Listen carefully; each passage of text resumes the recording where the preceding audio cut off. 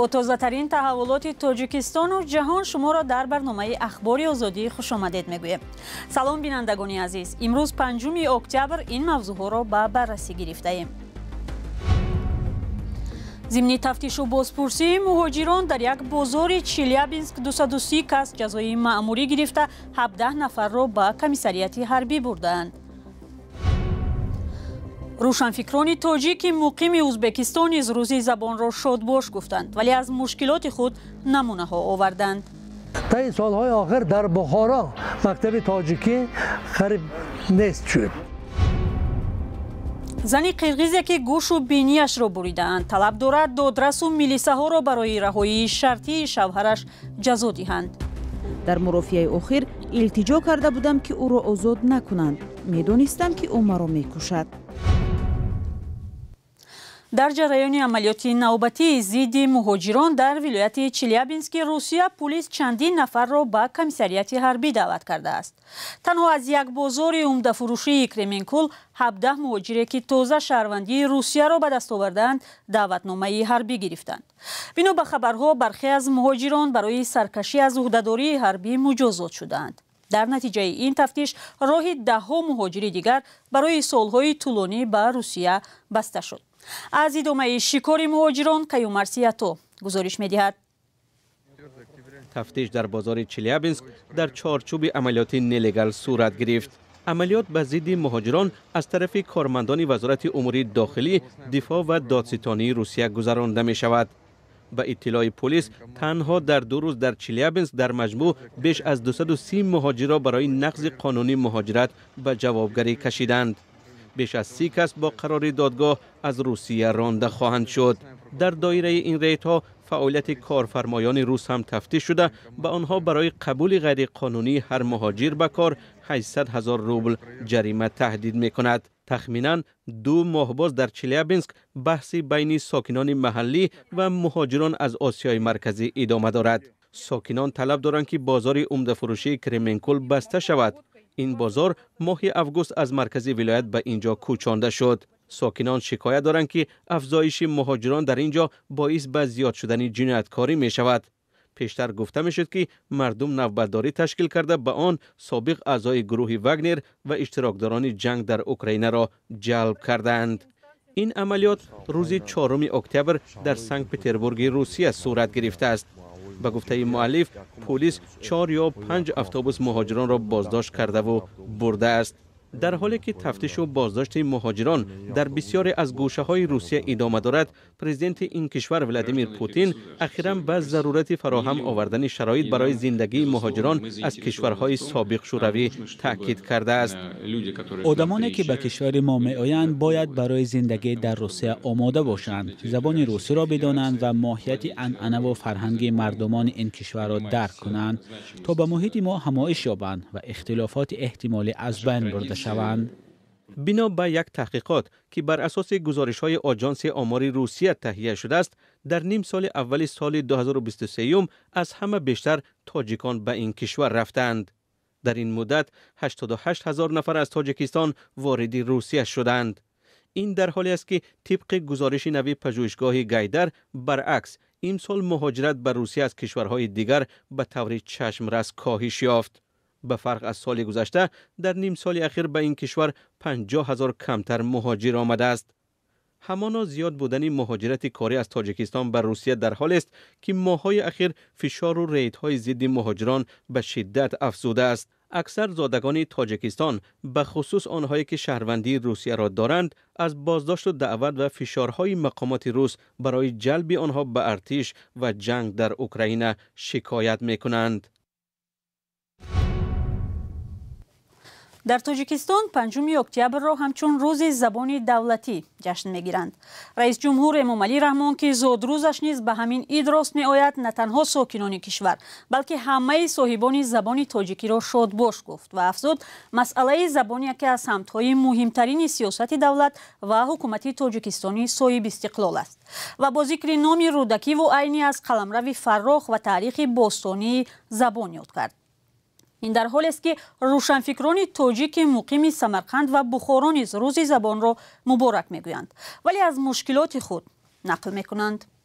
فرزندهای ما، نبیرگان ما، ابیرگان ما در خانه آمده به زبان تاجیک حرف میزنن، کوچه برآمده زبان تاجیک حرف میزنن، مکتب رفته به زبان ازبک میخونن. از اینها چی انتظار شده ممکن؟ اگر فرزند نبیره بچه‌های ما به زبان مادری خودشان مکتب خوانند میکنند، اگر باز همین ابن سینا ها، احمد دانش ها، صدرالدین عینی، جلال اکرامی ها از بخارا برآمدن میگیرند.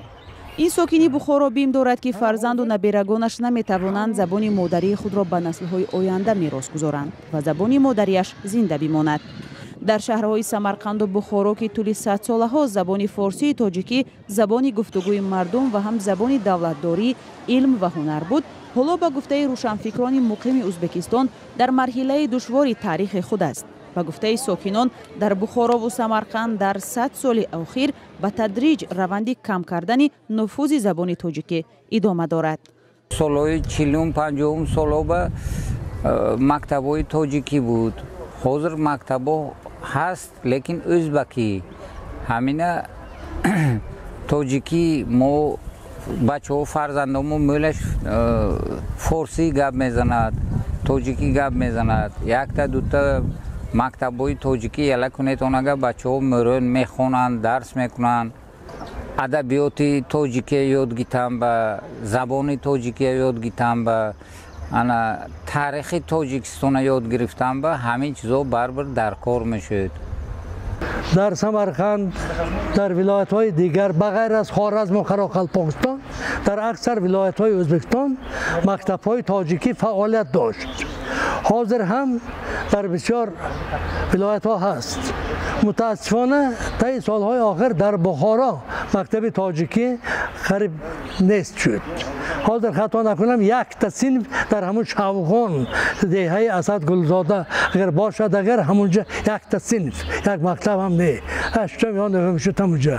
به گفته تاجیکان ازبکستان، اوج کم کردن اعتبار زبان تاجیکی به سالهای بد بودن مناسبت‌های سیاسی تاجیکستان و ازبکستان در عهد پرزیدنت اسلام کریموف راست می‌آید. طبق آمار رسمی در زمان شوروی سابق در ازبکستان 380 مکتب تاجیکی عمل میکرد، اما در 30 سال اخیر شمار این مکتب‌ها به شدت کم شد. روشنفکران تاجیک مقیم ازبکستان میگویند که در سالهای آغاز استقلالیت در حدود شهر سمرقند تخمینا 70 مکتب تاجیکی و آمیخته با صنف‌های جداگانه تعلیم با زبان تاجیکی عمل میکرد. انا همین گفتن در کار که زبانی که عصرهای عصر 7-8 عصر پیش پیدا شده زبان امروز اومده ازبکستان به زبان خانگی کردن. نفهمید نه؟ این دهشت این خودی چرمه حبس بگرفته موندگی بر این حساب میشه. پرچه بود از یک مستند نوی رادیوی آزادی در باره وضع زبان، مکتب و معارف و فرهنگ و هنر تاجیکان در کشوری همسایه ازبکستان. فیلم کامل را شما می توانید در سامانه ما و همین کانال آزادی ویدیو تماشا کنید.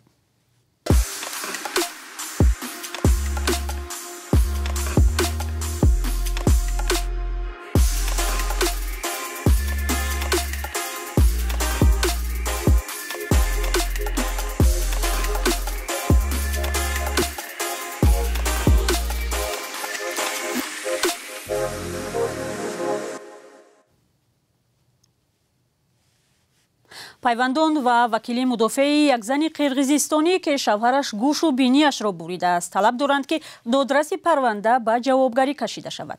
با باوری آنها اگر دادرس تصمیمی درست میگرفت احتمال حادثه سر نمیزد. خویشاوندان زن همچنین خواستند نسبت به مأموران حفظ حقوق چاره اندیشند. به ادعای آنها مرد پیوسته از اجرای قرارهای دادگاه سرکشی میکرد و بی جزا میماند. جزئیات بیشتری قضیه در گزارش شهلای گلخوجه. نظام دادگاهی نتوانست مرا حمایت کند. در یک سال اخیر چندین بار برای مدد مراجعت کردم.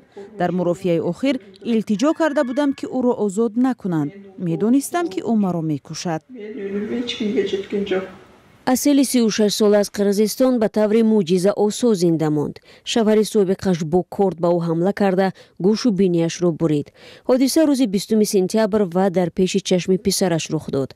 дахолат ва занги якам соя ба милиса сабаб шуд ки асел наҷот ёбад.